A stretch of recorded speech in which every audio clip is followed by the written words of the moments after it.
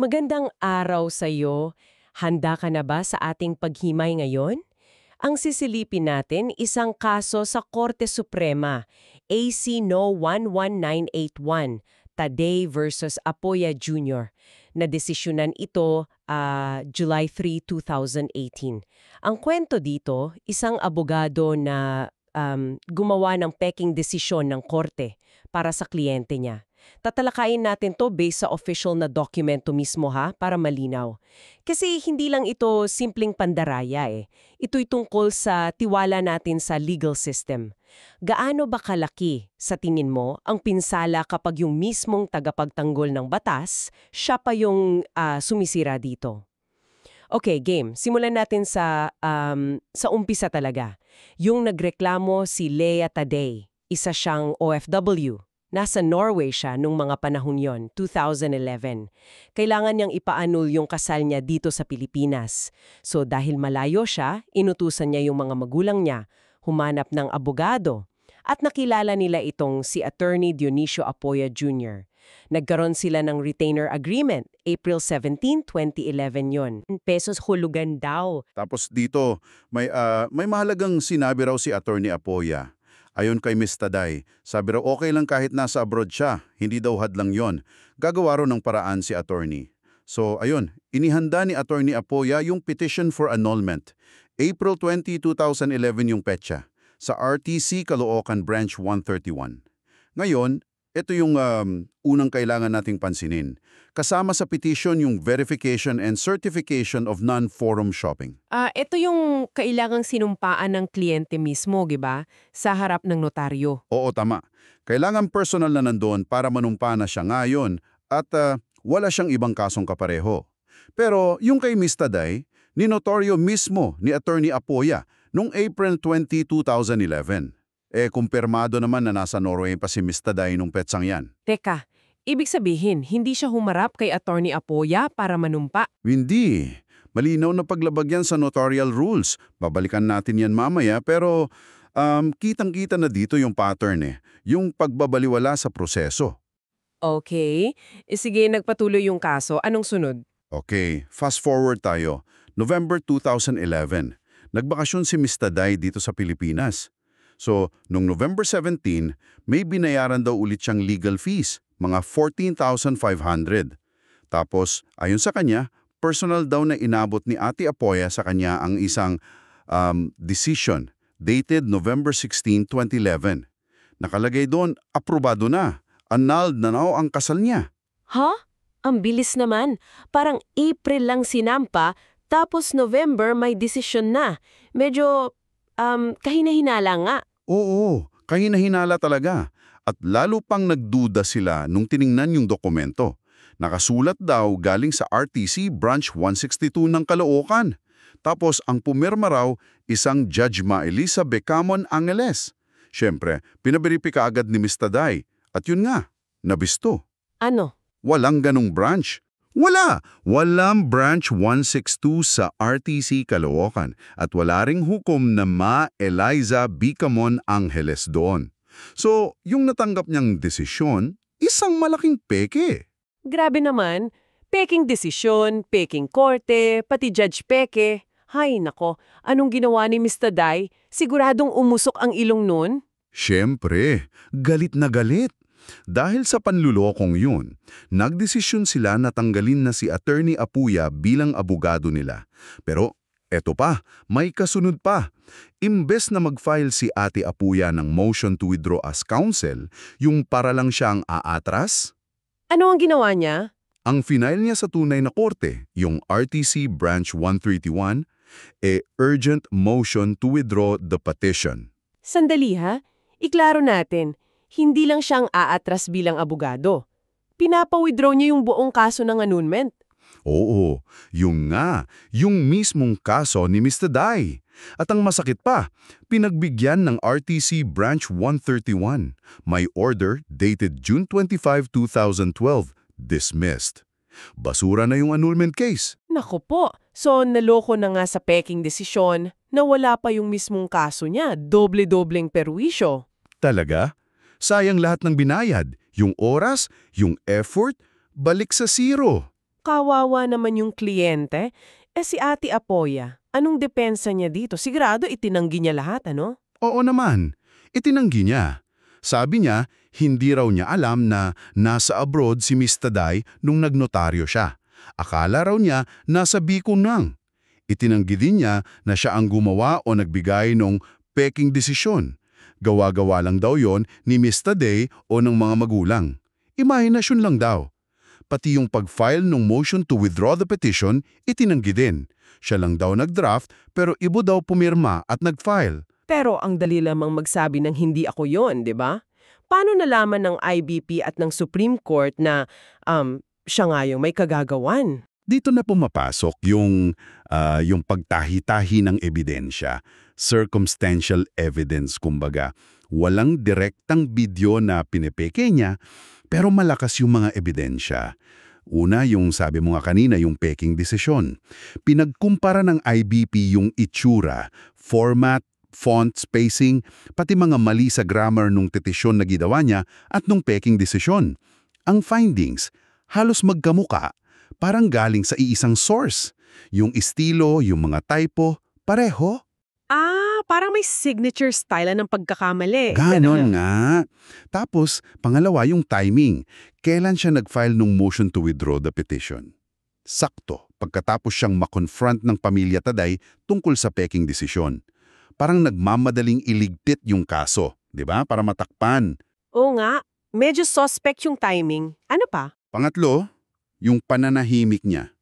Nung sumulat yung bagong abogado ni Miss Taday, si Ate Bersosa, para klaruhin yung isyung peking desisyon, yung mga bayad, hindi sumagot si Ate Apoya. Para sa IBP at Korte Suprema, ang hindi pagtugon sa ganung kaseryosong akusasyon, parang admission by silence na rin yun eh. So lahat yan, pinagsama-sama, isa lang ang tinituro. Si Ate Apoya nga ang gumawa ng peking desisyon. Malinaw nga, kahit circumstantial, ang bigat ng mga ebidensya pag pinagsama-sama. Ngayon, napatunayan na, pag-usapan natin yung mas malalim na implikasyon. Kasi hindi lang ito simpleng pagkakamali ng abogado eh. Tama, sobrang lala nito. Kasi ang abogado, officer of the court yan eh. Katulong dapat ng korte. Pero dito, yung mismong officer of the court gumawa ng peking utos ng korte. Nilapastanggan niya yung mismong korte. Isipin mo, kung kaya niyang pekein ang isang desisyon, paano pa mapagkakatiwala yung ibang dokumento ng korte? Nasisira yung pundasyon ng sistema. Kinu-question mo na yung realidad ng mga legal na proseso. Nakakatakot nga kasi kung nagawa niya sa isa, sino makakapagsabi na hindi niya nagawa sa iba? O baka gayahin pa ng iba kung iisipin nilang pwede palang makalusot. Parang sinasabi na, pwedeng bilihin o dayain ng hustisya gamit lang ng peking papel. Grabe. Tama. At hindi lang yung reputasyon ng mga abogado at korte ang apektado. Yung mismong tao, gaya ni Miss Taday, OFW siya, pinaghirapang pera yon, nasayang. Oras, pag-asa, nasayang. Tapos dagdag gastos pa kasi kailangang ulit kumuha ng abogado, simulan ulit yung kaso. Ang laki ng financial at emotional burden na dinulot nung ginawa ng abogado niya. Tama. At dito napapasok yung mga legal, ethical principles na nilabag niya. May mga specific na rules siyang binali niya, di ba? Oo. Mahalaga na isa-isahin natin to para makita yung bigat. Unahin natin yung Code of Professional Responsibility or CPR. Biblia yan ng mga abogado. Ngayon, CPRA na siya, pero yung mga prinsipyo, andun pa rin. Yung ginawa niya, sampal sa mga fundamental canons. Canon 1, tungkulin ng abogado na itaguyod ang Constitution at igalang ang batas at legal na proseso. Yung pagpipekay ng desisyon, kabaligtaran yun, pagyurak yun. Rule 1.01, malinaw na malinaw. A lawyer shall not engage in unlawful, dishonest, immoral, or deceitful conduct. Lahat yan, unlawful, dishonest, deceitful, pasok sa ginawa niya. Isang bagsak.